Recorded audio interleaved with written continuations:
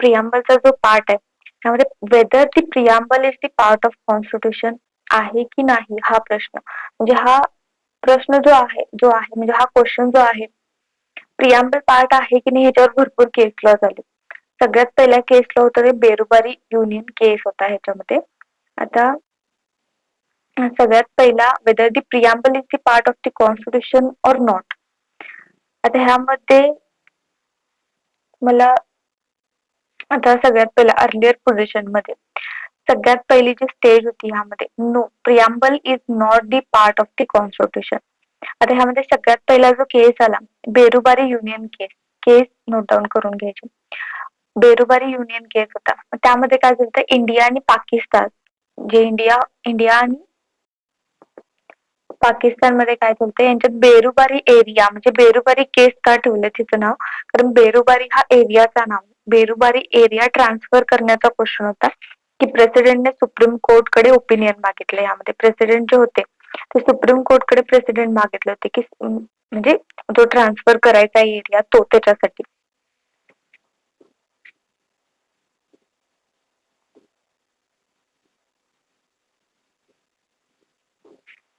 मग हा जो बेरुबारी एरिया जो आहे हा मेन इश्यू होता ह्यामध्ये.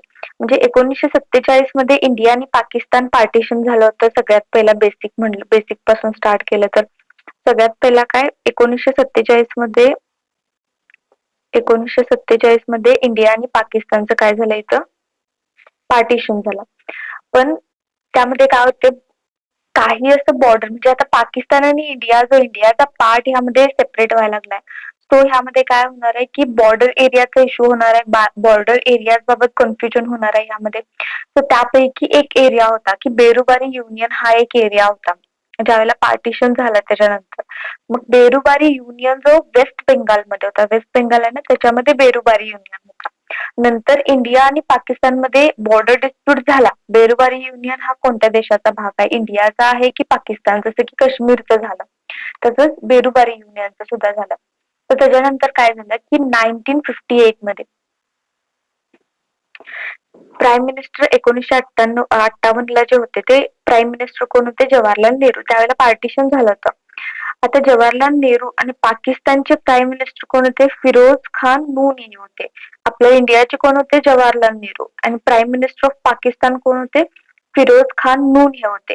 मग ह्यांनी काय केलंय, एक अग्रीमेंट केले, नेहरू नून अग्रीमेंट म्हणतात त्याला, नेहरू नून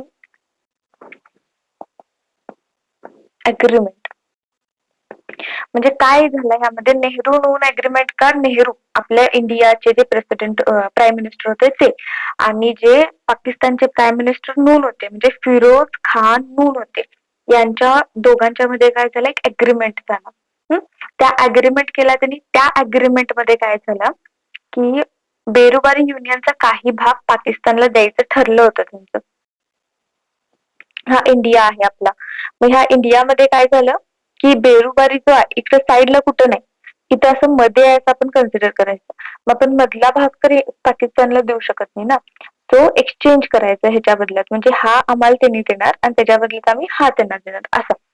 सो तसंच काही ह्यामध्ये इन्क्लूड झाले होते. तर त्याचा क्वेश्चन असा निर्माण झाला की can the government of India transfer Indian territory to Pakistan by only making agreement, असा क्वेश्चन अराईज झाला होता की गव्हर्नमेंट ऑफ इंडिया जो आहे ह्यामध्ये फक्त अग्रीमेंट करून असं आपले भारताचा जो इंडियाचा जो टेरिटरी आहे तो पाकिस्तान किंवा एनी अदर कंट्रीला आपण ट्रान्सफर करू शकतो का, हा क्वेश्चन त्यामध्ये होता. आता त्यामध्ये असा पण प्रश्न होता की डायरेक्टली अग्रीमेंट करून आपण ट्रान्सफर करू शकतो का, त्यासाठी कॉन्स्टिट्युशनल अमेंडमेंट करावी लागणार, हा सेकंड इश्यू था. मेन इश्यू एक्झाम मध्ये लिहायचा आहे. पहिला इश्यू काय झाला, बेरुबारीचा केस, स्टार्टिंगच पॉइंट झाला की बेरुबारीच्या केसमध्ये पहिला इश्यू होता की गव्हर्नमेंट डायरेक्टली ट्रान्सफर करू शकते का अग्रीमेंट करून. नेहरू आणि नून यांनी काय केले, अग्रीमेंट केले, नेहरू नून अग्रीमेंट तयार केले आणि त्यांनी काय ठरवले, त्या अग्रीमेंट नुसार जो बेरुबारीचा पार्ट आहे तो पाकिस्तानला द्यायचा. मग सेकंड इश्यू काय झाला की असं गव्हर्नमेंट ऑफ इंडिया आपण ट्रान्सफर करू शकतो का एखादी territory agreement through. Second issue काय तयार झाला की त्यासाठी कॉन्स्टिट्युशनल अमेंडमेंट आपल्याला करावी लागणार आहे टेरिटरी ऑफ इंडिया अदर कंट्रीजना द्यायला. हा सेकंड इश्यू झाला. आता हा क्वेश्चन जो होता हा मेन होता मग आता काय झालं, प्रेसिडेंट ऑफ इंडिया यांनी काय केलं, मेन आर्टिकल, तर president of India article article 143 of Indian constitution, presidential reference म्हणतात त्याला, 143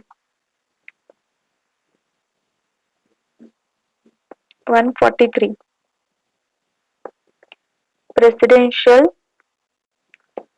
रेफरन्स लिहून घ्या, लक्षात राहत नाही, एक्झामच्या वेळेस आठवत नाही.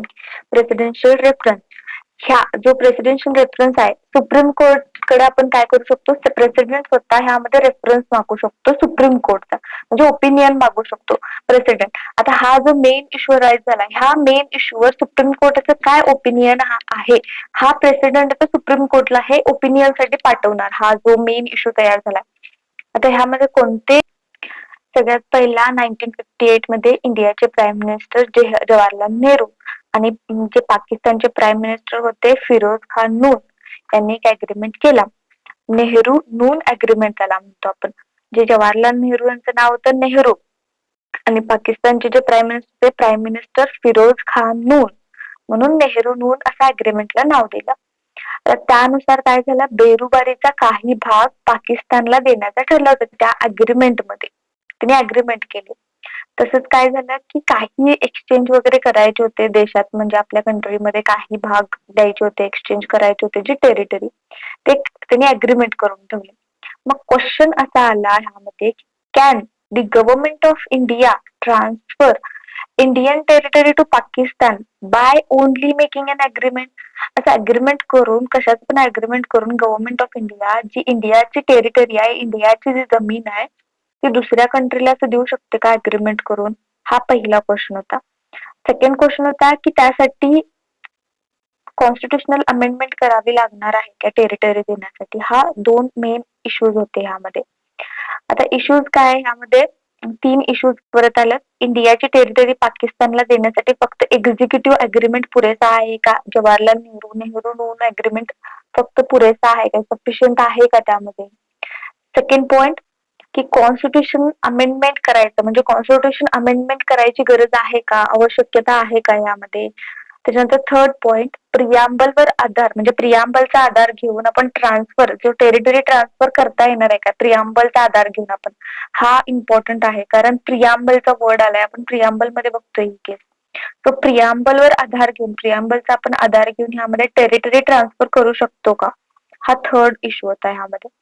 तर सुप्रीम कोर्टाने ह्यामध्ये काय डिसिजन दिलं होतं,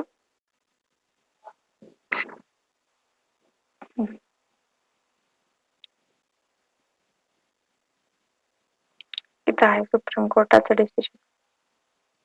सुप्रीम कोर्टानं असं डिसिजन दिलं होतं ह्यामध्ये.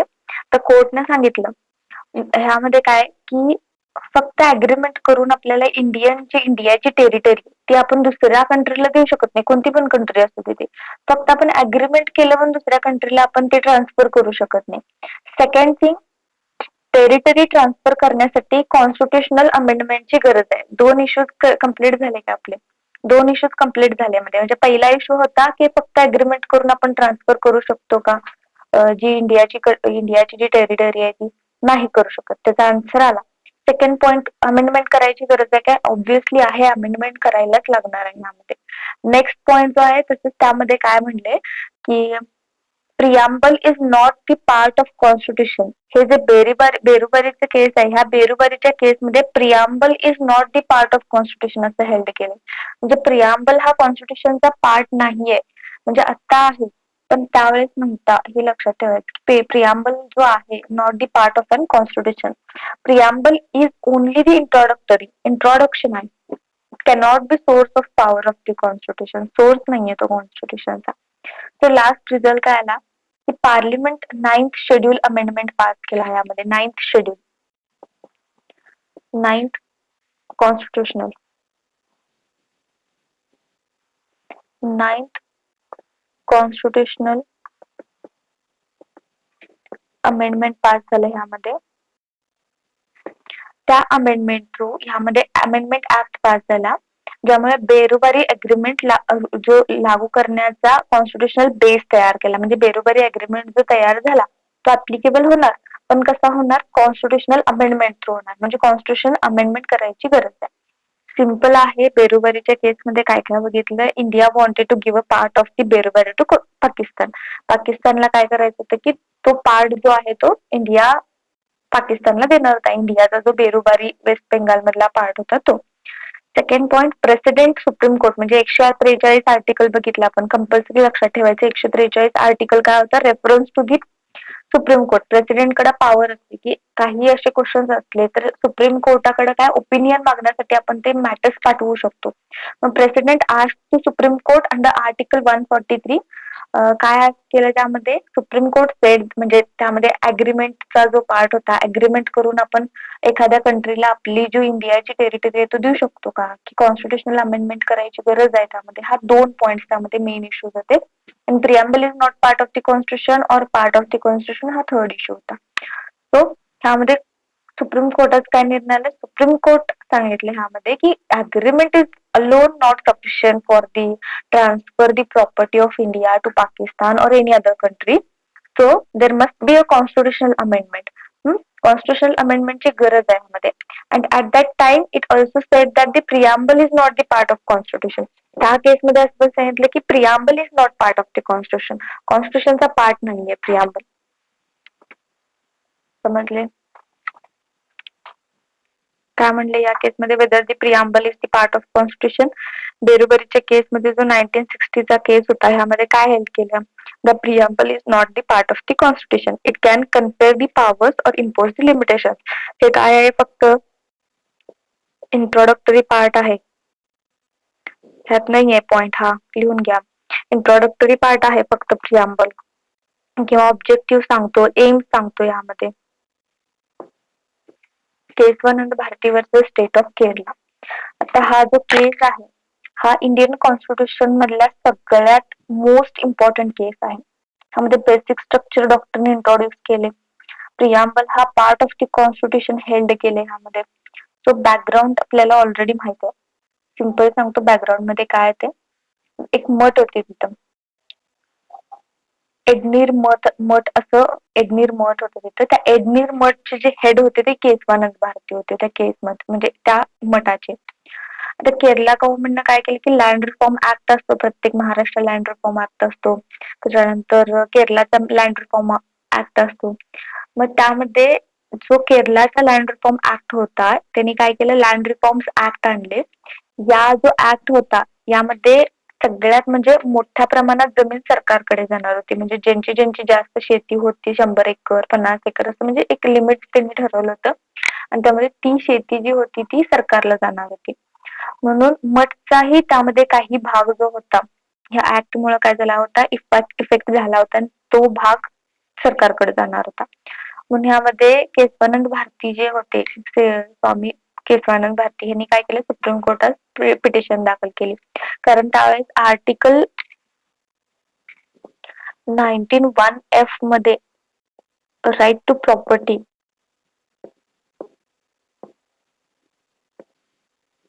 हे एक फंडामेंटल राईट होतं त्यावेळेस. त्याच्यानंतर काय झालं? अमेंडमेंट झाली. आर्टिकल 300(a) मध्ये right to property legal right म्हणून आला, फंडामेंटल राईट म्हणून कॅन्सल केले त्याच्यानंतर. आता why did they go to court? आता ह्यामध्ये कोर्टमध्ये का गेले? सगळ्यात पहिला गव्हर्नमेंट जो आहे ह्यामध्ये माझा फंडामेंटल राईट व्हायोलेट करते, कारण आर्टिकल 19(1)(f) जो आहे व्हायोलेट होते. त्याच्यानंतर फ्रीडम ऑफ रिलीजन, हा रिलीजियस पार्ट आहे, फ्रीडम ऑफ रिलीजन ह्यामध्ये व्हायोलेट होते.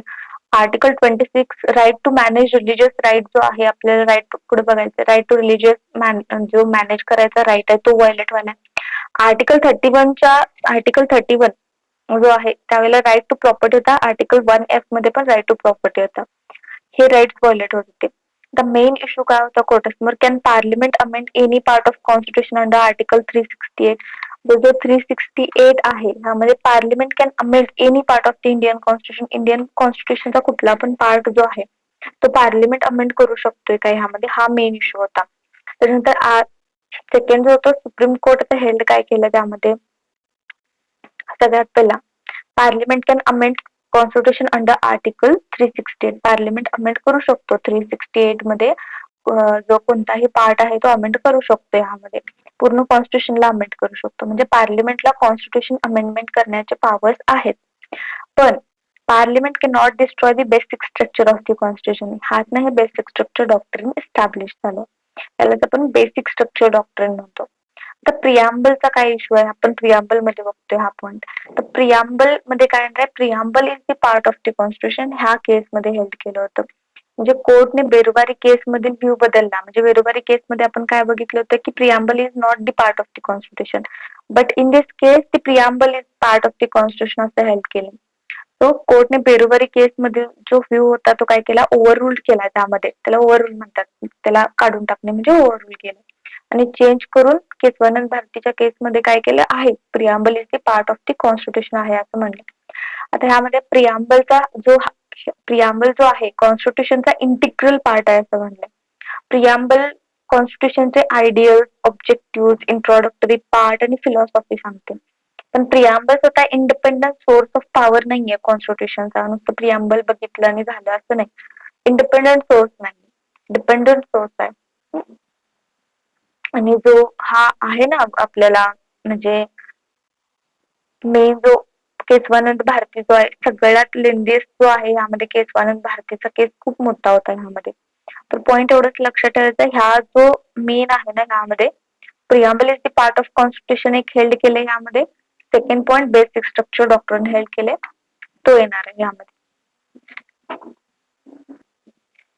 तर अमेंडेबिलिटी ऑफ प्रियांबल ह्यामध्ये सगळ्यात पहिला मिनिंग अमेंडेबिलिटी म्हणजे काय, whether the preamble can be change through constitutional amendment. Constitutional amendment through आपण प्रियांबल चेंज करू शकतो का. म्हणजे अमेंडेबिलिटी म्हणजे कॉन्स्टिट्यूशनच्या प्रियांबल, जो कॉन्स्टिट्यूशनच्या प्रियांबल मध्ये आपल्याला अमेंडमेंट करता येते की करता येते. ऑलरेडी झालं किती पॉइंट्स आपण एक्स्ट्रामध्ये 42nd कॉन्स्टिट्यूशनल मिनी कॉन्स्टिट्यूशन मधून आपण ऍड केले त्यामध्ये पार्ट. त्याच्यानंतर ह्यामध्ये लीगल पोझिशन काय आहे यामध्ये, in the Kesavananda Bharati case the Supreme Court held that the preamble can be amended under Article 368 basic structure doctrine जसं हेल्ड केलंय त्यामध्ये. म्हणजे अमेंडेबिलिटी म्हणजे काय, कॉन्स्टिट्यूशन मध्ये आपल्याला बदल कर म्हणजे प्रियांबल जो आहे यामध्ये कॉन्स्टिट्यूशन मध्ये आपल्याला अमेंड करता येतोय का. सुप्रीम कोर्टने ह्यामध्ये केशवानंद भारतीची जी केस आहे त्या केस मध्ये स्पष्ट सांगितले, yes the preamble can amended under article 368. तर ह्यामध्ये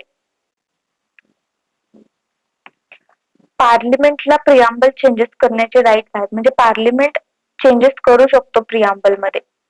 आता त्याच्यानंतर पण कोणते चेंजेस करू शकतो, कोणते चेंजेस करू शकतो ह्यामध्ये, फक्त बेसिक स्ट्रक्चर डॉक्ट्रिन जे आहे यामध्ये बेसिक स्ट्रक्चर डॉक्ट्रिनला व्हायलेट न करता जेवढे चेंजेस होणार आहेत तेवढेच होणार.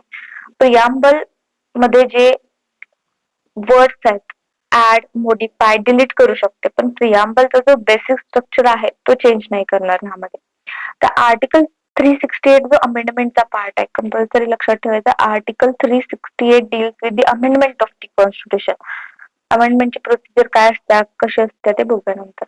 अमेंडमेंट ऑफ द कॉन्स्टिट्यूशन, आता हे सोर्स ऑफ पॉवर आहे. आर्टिकल 368 पार्लिमेंटला कॉन्स्टिट्यूशन अमेंड करण्याचा पॉवर देतो. म्हणजे 368 मध्ये काय आहे, पार्लिमेंटचा पॉवर दिलाय की कॉन्स्टिट्यूशनला अमेंड करू शकतो ह्यामध्ये. आता ह्यामध्ये प्रियांबल देखील येणार आहे. आपण जर preamble is not the part of constitution म्हणलं तर प्रियांबल यामध्ये अमेंड करताच आलं नसतं. त्यामध्ये आता ऍक्च्युअल अमेंडमेंट कोणकोणते झाले प्रियांबल मध्ये सांगते मग. यामध्ये सगळ्यात पहिला 42nd अमेंडमेंट जो आपण मिनी कॉन्स्टिट्यूशन म्हणतो त्यामध्ये कुठले वर्ड्स ऍड झाले, सोशलिस्ट ऍड झाला, त्याच्यानंतर सेक्युलर ऍड झाला, त्याच्यानंतर इंटिग्रिटी ऍड झाला. यामध्ये एवढे पॉइंट्स ऍड झालेत त्यामध्ये. हा झाला अमेंडेबिलिटी ऑफ प्रियांबल. प्रियांबल मध्ये अमेंडेबिलिटीचा पार्ट येणार आहे, कंपल्सरी लिहायचा हा पॉइंट. त्याच्यानंतर नेक्स्ट पॉइंट,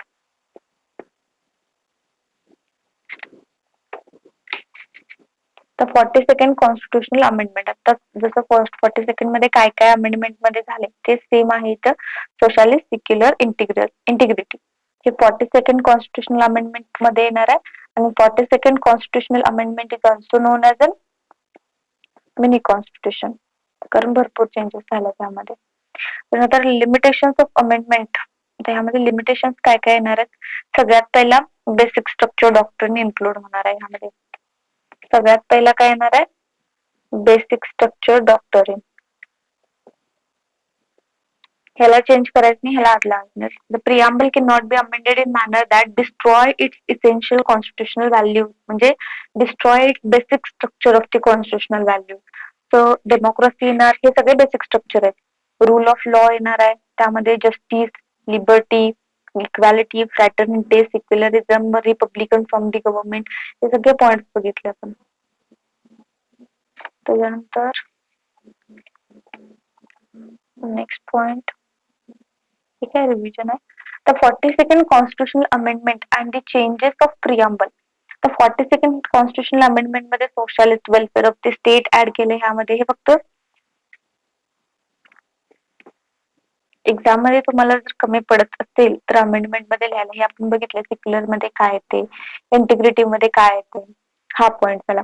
आणि आता मेन जो पॉइंट आहे, आता कोणकोणत्या कंट्री कडून आपण कोणकोणते पार्ट घेतले ते लक्षात ठेवायचं. Countries from which the preamble was inspired, म्हणजे आपण प्रिअम्बल घेताना कोणकोणत्या कंट्री मधनं कोणकोणते पार्ट घेतले. The Indian preamble is primarily based on objective resolution. आपण बघितलं ऑब्जेक्टिव्ह रिझॉल्युशन जो होता तो ऑब्जेक्टिव्ह रिझॉल्युशन पास झाला, त्याच्यापासून बेस तयार झाला 1946 मध्ये. मग इंट्रोड्यूस बाय जवाहरलाल नेहरूंनी इंट्रोड्यूस केला होता. But several of its ideas वर इन्स्पायर्ड बाय अदर कॉन्स्टिट्युशनल. पहिला सगळ्यात पहिला ऑब्जेक्टिव्ह रिझॉल्युशन येणार, लिहून घ्या कीवर्ड्स. प्रिअम्बल, आता कंट्रीज फ्रॉम विच द पहिला आपण प्रिअम्बलचा जो पार्ट आहे तो कशामधून घेतला. सगळ्यात पहिला जो प्रिअम्बलचा पार्ट आहे तो जवाहरलाल नेहरूंनी एक ऑब्जेक्टिव्ह रिझॉल्युशन बनवलं होतं. जो प्रिअम्बल आपला इंडिपेंडन्स, म्हणजे आपला कॉन्स्टिट्युशन किंवा आपला इंडिया इंडिपेंडन्स आणण्यासाठी, तर तो ऑब्जेक्टिव्ह रिझॉल्युशन होता, त्यामधून आला सगळ्यात पहिला ऑब्जेक्टिव्ह रिझॉल्युशन, फर्स्ट पॉइंट येणार. नेक्स्ट आहे we the people of India, कशापासून घेतलं, the constitution of United States. We the people of India कधी घेतलं, 1787 मध्ये कॉन्स्टिट्युशन ऑफ युनायटेड स्टेट, तो त्यांचा आहे, म्हणजे त्यांचा इयर आहे तो, त्यावेळेस त्यांनी तयार केला होता. लिबर्टी, फ्रेंच रिव्हॉल्युशन आहे यामध्ये. फ्रेंच रिव्हॉल्युशन जो आहे यामध्ये त्याच्यामधून आपण लिबर्टी हा वर्ड घेतला. सेकंड, थर्ड, इक्वालिटी जो आहे French revolution. Fraternity, French revolution. Easy आहे लक्षात ठेवण्यासाठी. We the people of India, आता कॉन्स्टिट्युशन ऑफ युनायटेड स्टेट्स, म्हणजे सगळे मिळून आपण पीपल आहे. ट्रिक कसं लक्षात ठेवायचं, सगळे. We the people of India म्हणजे सगळे आहे, युनिटी आहे आपल्यामध्ये. मग युनायटेड स्टेट मधनं आपल्याला लक्षात राहते की सगळे मिळून युनिटी आहे. तर युनिटी म्हणजे काय, we the people of India, त्याच्यापासून घेतलंय आपण. Liberty, fraternity, equality. लीफ लक्षात ठेवायचे, LEF. कशापासून घेतलं आपण, फ्रेंच मधनं पान आणलं, फ्रेंच मधनं पान आणले आपण, लीफ आणले फ्रेंच मधनं, म्हणजे लीफ म्हणजे लिबर्टी, इक्वालिटी, फ्रॅटर्निटी. तर ह्यामध्ये काय येणार आहे, लीफ म्हणजे काय, फ्रेंच रिव्हॉल्युशन मधनं आणलं, म्हणजे फ्रेंच मधनं लीफ आणलं, फ्रेंच मधनं पान आणलं आपण, लीफ आणलं, म्हणजेच काय, लिबर्टी येणार, इक्वालिटी येणार, फ्रॅटर्निटी येणार. त्याच्यानंतर जस्टिस. जस्टिस मध्ये कुठले कुठले येतात आपल्याला माहिती आहे, जस्टिस.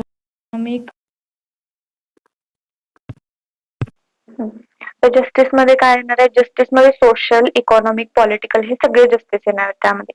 म्हणजे रशियन फेडरेशन आला, USSR आला ह्यामध्ये, हे आता लक्षातच ठेवायला पाहिजे. जस्टिस मध्ये USSR कडून काय घेतलं आपण, सोशल, इकॉनॉमिक आणि पॉलिटिक्स. म्हणजे आपल्याला लक्षात राहते की ह्यामध्ये पण 4 पॉइंट्स आहेत जस्टिस. जस्टिस मध्ये सोशल जस्टिस एक, सोशल एक, इकॉनॉमिक एक, पॉलिटिकल, म्हणजे आपण 4 म्हणजे USSR कडनं घेतलेलं आहे, असं लक्षात ठेवायचं. राहते इझिली. म्हणजे with the people of India unity आहे, त्यामुळे युनिटीवर युनायटेड स्टेट लक्षात राहते. लिबर्टी, लीफ, पान कुठनं आणलं, फ्रेंच मधून आणलं, फ्रेंच रिव्हॉल्युशन आलं, तिन्हीला फ्रेंच रिव्हॉल्युशन. जस्टिस कुठनं आलं आपल्याला, जस्टिस USSR, रशियाकडनं आलं, GR. एवढं लक्षात ठेवायचं. पण यामध्ये नेक्स्ट जो वर्ड आहे रिपब्लिक. रिपब्लिक कुठून घेतला, युनायटेड स्टेट मधून. रिपब्लिक कुठनं, युनायटेड स्टेट मधनं घेतला. आणि काय युनायटेड स्टेट मधनं घेतलं होतं, we the people of India घेतलं होतं. रिपब्लिक पण तिथनच घेतला. आता लक्षात कसं ठेवायचं, we the people of India. आता पीपल ऑफ इंडिया आहेत म्हणजे सगळे हे पीपल आहेत इंडियामध्ये. त्यांना काय पाहिजे, फ्रीडम पाहिजे.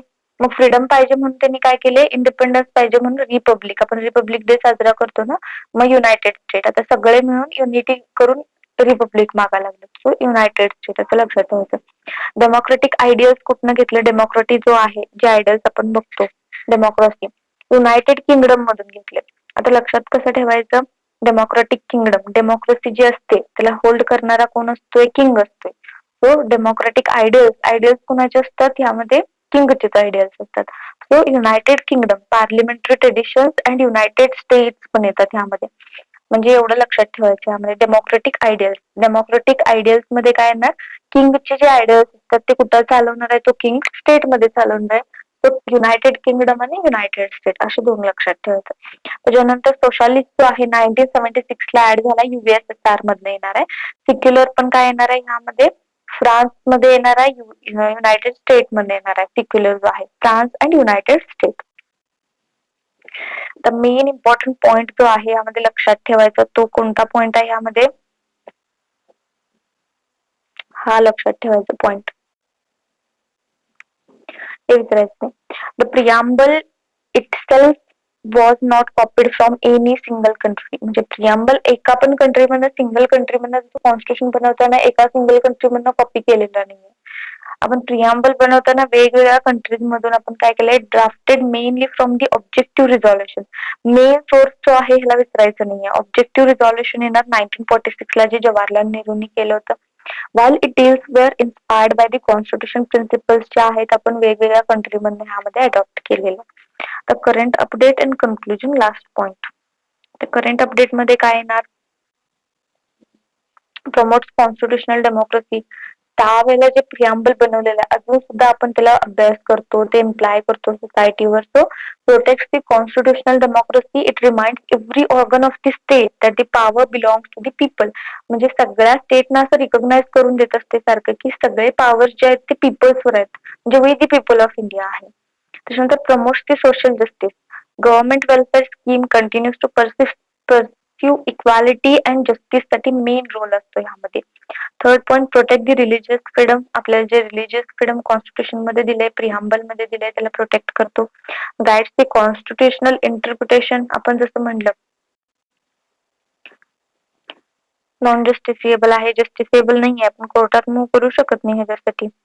जनरल लँग्वेज आहे यामध्ये expression justice, fraternity, broad and require judicial इंटरप्रिटेशनची गरज असते यामध्ये. सोशालिस्ट अँड सेक्युलर नंतर ऍड केलं, सुरुवातीपासून नाही आहे त्यामध्ये. Not the source of power नाही आहे ह्यामध्ये कुठलं, म्हणजे independently grand the powers to government असं काही पॉईंट नाही आहे. बेसिकली दोन पॉईंट्स लिहायचे, जस्टिफिएबल नाही हा पॉईंट लिहायचा, जनरल लँग्वेज आहे हा लिहायचा.